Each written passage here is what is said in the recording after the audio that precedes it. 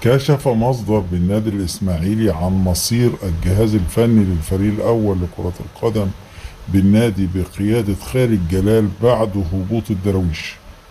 وهبط الإسماعيلي بشكل رسمي إلى دوري الدرجة الثانية بعد تزايله لجدول ترتيب المسابقة الموسم الحالي. وتلقى الإسماعيلي الخسارة مساء الخميس الماضي في ختام مباريات مرحلة الهبوط من الدوري المصري الممتاز أمام نادي فاركو بهدفين لهدف.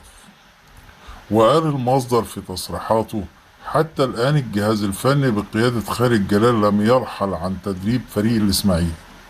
وأضاف: الجهاز الفني ينتظر القرار الرسمي بشكل الدوري خلال الموسم الجديد من أجل حسم مصيره من الاستمرار في تدريب الدراويش.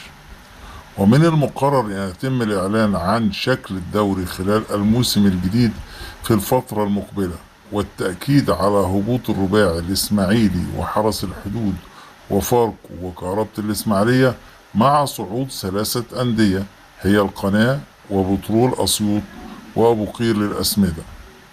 واختتم المصدر: إذا تم اعتماد هبوط الإسماعيلي سيرحل بالتأكيد الجهاز الفني عن تدريب الدراويش.